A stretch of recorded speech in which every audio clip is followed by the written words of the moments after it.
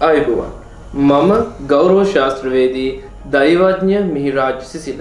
ඔබ කරන කියන සිතන පතන සියලුම වැඩ කටයුතු සර්ව ප්‍රකාරයෙන්ම සාර්ථක වෙන්න කියලා ප්‍රාර්ථනා කරනවා. ධනු ලග්න හිමියන්ට 2025 වර්ෂයේ සුවිශේෂී වර්ෂයක් බවට පත් වෙනවා. ඉතින් ධනු ලග්න හිමියන්ගේ ගෝචරයන් ගත්තොත් මේ වර්ෂයේදී බුධ සිකුරු ශනි රාහු 4 වැන්නේද, කේතු 10 වැන්නේද, කුජ 8 වැන්නේද, ගුරු 6 වැන්නේ ගමන් කරන කාල සීමාවක්. ඉතින් සුවිශේෂී ග්‍රහමාරු කිහිපයක් සිදු වෙනවා මේ වර්ෂය අතරතුරේදී. ඒ තමයි ගුරු මිථුන රාශියට පැමිණෙනවා මැයි 14 වෙනිදා, රාහු කේතු දෙදෙනාම මැයි 18 වෙනිදා මාරු වීම ඇති වෙනවා. ඉතින් සුවිශේෂී වර්ෂයක් බවට ධනු ලග්න හිමියන්ට මේ වර්ෂය පත් වෙනවා. 2025 වර්ෂයේ මුලදී විශේෂයෙන්ම ජනවාරි පෙබරවාරි මාර්තු මාසයේ වනකොට යම්තාක් දුරට සෞඛ්‍යයට අහිතකර තත්ත්වයක් උදා වෙලා තියෙන්නේ නැති, බොහෝ වෙලාවට ධනය මිල මුදල් නිරපරාධයේ නාස්තිවීම කියන එක ඇති වෙන්නේ නැති, බොහෝ වෙලාවට පමණට වඩා හොඳ කරන්න ගියපු කාලයක් තමන්ගේ ජීවිතේ වගකීම් වැඩි වශයෙන්ම ලැබුණු කාලයක්. අන්පුද්ගලයන්ගේ ජීවිතයේ වගකීම් පවා තමන්ගේ ජීවිතයට අරගෙන වැඩ කටයුතු කරපු කාලයක්. ඉතින් මේ අප්‍රේල් මාසයෙන් පසුව වෙනකොට ජීවිතයේ සුවිශේෂී විදිහට වෙනස් වෙන්න පටන් ගන්නවා. ඒ වගේම තමයි මුල් කාලයේදී ගොඩාක් දුරට දුරදිග බලලා මුල් මුදල් ආයෝජනය කළ යුතු වෙනවා. නමුත් ජූනි මාසයෙන් පස්සේ මේ දේවල් සම්පූර්ණයෙන්ම වෙනස් වෙලා තමන්ට විශාල බාධා කියන එක ඇති වෙන්නේ නැතුව ජීවිතේ හොඳ තත්ත්වයට පත් කර ගැනීමේ හැකියාව පවතිනවා. විශේෂයෙන්ම කෘෂිකාර්මික කටයුතු වල නිරත වෙන පුද්ගලයින්ට මේ කාල සීමාව තුළ ඉතාමත්ම හොඳයි. භූමි ලාභ කියන එක වැඩි වශයෙන්ම ලැබෙන්න පටන් ගන්නා වූ වර්ෂයක් බවට පත් වෙනවා. ඒ වගේම තමයි අලුතෙන් වැඩ කටයුතු ආරම්භ කරනවා නම් මැයි මාසයෙන් පසුව ඉතාමත්ම සුබයි. මොකද බ්‍රහස්පති මාරුවත් එක්කම ඔන්න ජීවිතේ කලින් තිබ්බ ප්‍රශ්නවලට විසඳුම් ලැබෙන්න පටන් ගනීවි. බොහෝ වෙලාවට ඔබ ණයතුරුස්වල හිර වෙලා ඉන්න පුද්ගලයෙක් වෙන්න පුළුවන්.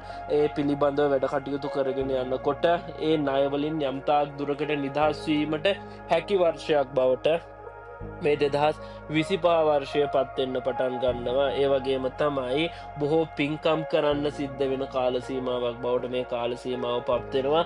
සමාජ සේවා වැඩ කටයුතු වලට හිත ඇදිලා යනවා. කොයි දේ කරන්න ගියත් හොඳ සමාජ සේවයේ පිණිස වැඩ කටයුතු කරන්න නිරත වන්න සිද්ධ වෙනවා. පමණට වඩා හොඳ කරන්න හිතෙන වර්ෂයක්. ඒ නිසාම පෙරදා වගේම පෙර වර්ෂ වගේම මේ වර්ෂය තුලදී ඔබ පමණට වඩා හොඳ කරන්න ගිහිල්ලා යම් කිසි ගැටලුවකට ඝටනයකට මුහුණ පාන්න සිදුවේවි. ඉතින් ධනු ලග්න හිමියනි, අනිත් පුද්ගලයන්ගේ ප්‍රශ්න තමන්ගේ ප්‍රශ්න කරගන්න කලින් තමන්ගේ ගැටලු විසඳාගෙන වැඩ කටයුතු කරන්න හිතට ගන්න. ඒ වගේම තමයි බ්‍රහස්පති 7 වෙනිදා ගමන් කරන්න පටන් ගන්නවා මේ මැයි මාසයෙන් පසුව. ගොඩාක් දුරටම මේ වර්ෂය හොඳ වෙන්නේ ගෘහ ජීවිතය තුළ වැඩ කටයුතු කරන පුද්ගලයින්ට. මේ වර්ෂය මංගල වර්ෂයක්. ප්‍රේම සම්බන්ධතා නොතිබුණු පුද්ගලයෙක් ඉන්නවා නම් ඔන්න නව ප්‍රේම සම්බන්ධතා ඇති වෙන්න පටන් ගන්නවා. ඔබ කුමන වයසක කුමන තරාතිරමක පුද්ගලයෙකුවත් විවාහ දෝෂ පැවතියා නම් මේ විවාහ දෝෂ වලට ගැළපෙන ආකාරයේ සහකරුවෙකු හෝ සහකාරියක හිමිවන වර්ෂයක් බවට පත් වෙනවා. ඒ වගේම තමයි මේ කාල සීමාව තුළ ප්‍රතිවිරුද්ධ ලිංගිකයින්ගේ අසුර වැඩි වශයෙන්ම ලැබේවි. ඒ වගේම ඔවුන්ගේ උදව් උපකාර කියන එක නොඅඩුවම ලැබෙන්න පටන් ගන්නා වූ කාලයක් බවට මේ වර්ෂය පත් වෙනවා. බොහෝ වෙලාවට ධනවත් පුද්ගලයන්, බලවත් පුද්ගලයන් තමන් ආශ්‍රය කරන්න හම්බෙන කාල සීමාවක් බවට පත් වෙනවා. ඔවුන්ගෙන් අවවාද අනුශාසනා උපදෙස් ලැබේවි. බොහෝ වෙලාවට මේ කාල සීමාව අතරතුරේදී ඔබ ඇවිද්දවන්න තියෙන ඉඩකඩ සම්පූර්ණයෙන්ම වැඩි. ඒ වගේම රැකියා අවස්ථාවෙන් බලාපොරොත්තුවෙන් හිටියා නම්, රැකියා අපේක්ෂාවෙන් බලාපොරොත්තුවෙන් සිටි පුද්ගලයෙක් නම් කිසිදු අපහසුතාවයකින් තොරව එම කටයුතු ඉටු කර ගැනීමේ හැකියාව ලැබෙන කාලයක්. විශේෂයෙන්ම අගෝස්තු මාසය වෙනකොට ඔබට උසස්වීම් ලැබෙන්න පුළුවන්. බොහෝ වෙලාවට තමන්ගේ ස්වාමි සේවක දෙපක්ෂයේම හොඳ හිත දිනාගෙන වැඩ කටයුතු කිරීමේ හැකියාව පවතිනවා ධනු ලග්න හිමියන්ට. ඒ වගේම තමයි ව්‍යාපාර තුළින් වැඩි ප්‍රතිලාභ කියන එක හිමි වෙන්න පටන් ගන්නවා. බොහෝ දෙනාගේ ගෞරවය ප්‍රසාදය කියන එක ලබා ගන්න පුළුවන්. ඔබ දේශපාලනය කරන පුද්ගලයෙක් නම් පරිපාලන ශේෂ්ත්‍රයට සම්බන්ධ වීමට කැමැත්තෙන් ඉන්න පුද්ගලයෙක් නම් මහ ජනතාව තමන් වටා නිරායාසයෙන්ම ඒක්‍රොක් වම්නා වූ වර්ෂයක් බවට මේ වර්ෂය පත්වෙන්න පටන් ගන්නවා. ඒ වගේම තමයි ඔබ දරුවෙකු බලාපොරොත්තුවෙන් ඉන්නවා නම් නොවැම්බර් මාසය කියන්නේ ඉතාමත්ම ශුභ මාසයක් බවට පත්වෙනවා. වාසනාවන්ත දරු සම්පත් ලැබෙන්න ඇති වෙන කාලයක්. ඒ වගේම තමයි නොවැම්බර් වලට ප්‍රථමව යම් කිසි දුරකට ප්‍රේම සම්බන්ධතා නොගැලපෙන ප්‍රේම සම්බන්ධතා තියෙනවා නම් නැතිවීමේ ඉඩකඩ ඔක්තෝම්බර් මාසය වනකොට වැඩි. ඔක්තෝම්බර් වෙනකොට ඔබගේ ප්‍රේම සම්බන්ධතා වැඩි වශයෙන් කල්පනාකාරීව වැඩ කටයුතු කරන්න. මොකද නොගැලපෙන සම්බන්ධතා තියෙනවා නම් ඔය ඔක්තෝම්බර් මාසය වෙනකොට ඔය දේවල් නැතිවෙන්න පටන් ගන්නවා. අධ්‍යාපන ශේෂ්ත්‍රයට ඉතාමත් හොඳයි. මොකද විද්‍යානස්ථානාධිපති වන කුජ මුල් කාල සීමාව තුළ අටවැන්නේ ගමන් කරනවා. එතකොට ඔන්න පොඩ්ඩක් රෝග පීඩා කරදර කියන එක ටිකක් ඇති වෙන්න පටන් ගන්නවා. විශේෂයෙන්ම කුජ මහදසාව යන පුද්ගලයෙකු වගේ නම් ඔබ වඩාත් කල්පනාකාරී විය යුතුයි. කම්මැලිකමට හේතුව කියන එක 2025 වර්ෂයේ මුලදී ජනවාරි පෙබරවාරි මාස තුළ ඔබට දැනෙන්න ඇති. ඉගෙන ගන්නකොට පොඩ්ඩක් අතපසු වී මගහැරීම් කියන එක ඇති වෙන කාලයක්. වැඩ කල් දැමීමට හිතන කාලයක් බවට පත් වෙනවා. නමුත් ජූනි මාසයෙන් පසුව වෙනකොට ඉගෙන ගන්නා දරුවන්ට ඉතාමත්ම ශුභයි. අලුතින් දේවල් ඉගෙන ගැනීමේ හැකියාව කියන එක ලැබෙන්න පටන් ගන්නවා. බුද්ධිය මෙහෙवला කරන වැඩ කටයුතු වලින් තමන්ගේ ජීවිතයට ලාභ ප්‍රයෝජන වටිනාකම් කියන එක ලැබෙන්න පටන් ගයි. හැබැයි පොඩ්ඩක් තමන්ගේ දේපොළ ඉඩකඩම් සම්බන්ධයෙන් නම් විශේෂයෙන්ම ඔබ ප්‍රවේශම් විය යුතු කාලයක් බවට ජූලි මාසයේ පත්වෙනවා සහ අගෝස්තු මාසයේ පත්වෙනවා. ඔය කාල සීමාව අතරතුරේදී නෛතිකමය ගැටලුවලට මුහුණ පාන්න වෙන්න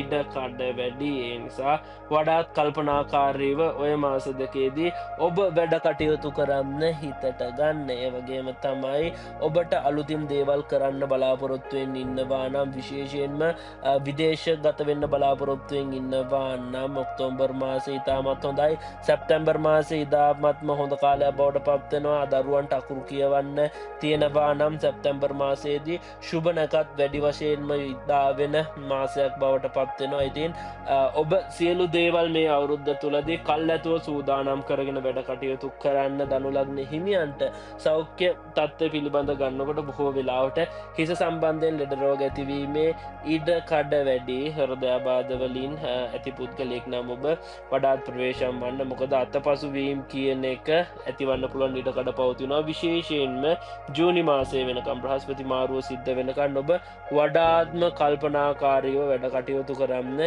හිතට ගන්න. ඉතින් ධනු ලග්න හිමියනි, ඔබගේ සුබ දිනයන් විදිහට ඉරිදා බ්‍රහස්පතින්දා සෙනසුරාදා දිනයන් හඳුන්වා දෙන්න පුළුවන්. සුබ අංක 1 5 7 සුබ මැණික් විදියට පුෂ්පරාග සහ කාක නිල හඳුන්වා දෙන්න පුළුවන්. සුබ පාට ලෙස කහ පාට නිල් පාට හඳුන්වා දෙන්න පුළුවන්. ඉතින් මේ වර්ෂය සාර්ථක කර ගැනීමට අවශ්‍ය නම් දීර්ඝ කාලීන සැලසුමකට අනුව වැඩ කටයුතු කරන්න හිතට ගන්න. චිරංජීවනී ජ්‍යොතිෂ සේවයේ තවත් එක් සුවිශේෂී දෙයක් තමයි ඔබගේ ඉදිරි ජීවිතය සාර්ථක කර ගැනීමට ජ්‍යොතිෂමය උපදෙස් වගේම ඔබට මනෝවිද්‍යානුකූල උපදේශන සේවාවක් අප වෙතින් ආරම්භ කරලා තියෙනවා. ඉගෙන ගැනීමේ ප්‍රශ්න තියෙන දරුවන් ඉන්නවා නම්, නෛතිකමය ගැටලු තියෙන පුද්ගලයන් ඉන්නවා නම් වෛද්‍ය උපදෙස් ලබා ගන්න පුළුවන්. ඒ වගේම තමයි අපත් එක්ක මහාචාර්යවරු, ආචාර්යවරු වගේම ජ්‍යෙෂ්ඨ කතිකාචාර්යවරු, නීතිඥයින් සියලු දෙනාම අපත් එක්ක රැඳිලා ඉන්නවා. ඔබට පුළුවන් වැඩි විස්තර දැනගන්න පහත දුරකථන අංකයට දුරකථන ඇමතුමක් ලබා දෙන්න. ඔබගේ ජීවිතය සාර්ථක කරගන්න ජ්‍යොතිෂමය උපදෙස් ලබා දෙන වගේම ප්‍රායෝගිකව ඔබ කළ යුතු සියලු ක්‍රියාකාරකම් වලට අපි උදව් උපදෙස් කියන එක ලබා දෙනවා. ඔබට යම්කිසි ගැටලුවක් පවතිනවා නම් කමෙන්ට් මාර්ගයෙන් අපට දැනුම් දෙන්න. ඔබගේ ගුණදොස් සියල්ලම මම ඉතාමත් ආදරයෙන් යුක්තව ගෞරවයෙන් යුක්තව පිළිගනු ලබනවා. ඒ වගේම ඔබ තවමත් අපගේ YouTube නාලිකාව subscribe කරලා නැතිනම් මාසික ලග්න පලාපල, දවසේ ලග්න පලාපල වගේම ප්‍රබල ග්‍රහමාරු පිළිබඳව දැනගන්නම්. ජ්‍යොතිෂමය ගැටලු අපිත් එක්ක සාකච්ඡා කරන්නත් චිරංජීවනී ජ්‍යොතිෂ සේවයත් එක්ක එකතු වෙන්න. ඒ වගේම තමයි බොහෝ දෙනාගේ ඉල්ලීම පරිදි අපි පටන් අරගෙන තියෙනවා චිරංජීවනී මංගල සේවය. ඔබ කුමන වයසක පුද්ගලයෙක් වුණත්, විවාහ දෝෂ ඇති පුද්ගලයෙක් වුණත් ඔබට ගැළපෙන සහකරුවෙකු හෝ සහකාරියක සොයාදීමේ හැකියාව අපට පවතිනවා. ඔබ කැමති රටකින් ඔබ කැමති ආකාරයේ සහකරුවෙකු හෝ සහකාරියක සොයා දෙන්න අපට හැකියාව පවතිනවා. ඉතින් වයස් භේදයක් මේ සඳහා අවශ්‍ය වෙන්නේ නැහැ. ඔබ කුමන වයසක වුණත්, මොන විවාහ දෝෂය තිබ්බත්, ඔබ දික්කසාදු පුද්ගලයෙක් වුණත් ඔබට අවශ්‍ය කරන ආකාරයේ සහකරුවෙකු හෝ සහකාරියක සොයා දීමේ හැකියාව පවතිනවා. ඉතින් පහත දැක්වෙන දුරකථන අංකයට ඔබ වැඩි විස්තර දැන ගැනීම සඳහා දුරකථන ඇමතුමක් ලබා දෙන්න. මේ ලග්න පලාපල සියල්ලක්ම පොදු ලග්න පලාපල. නමුත් යම් යම් කාල සීමාවල් තුළදී මේ දේවල් ඔබට ලැබෙන්න පටන් ගනී. කල්පනාකාරීව වැඩ කටයුතු කරන්න. ඔබ සැමට තෙරුවන් සරණයි.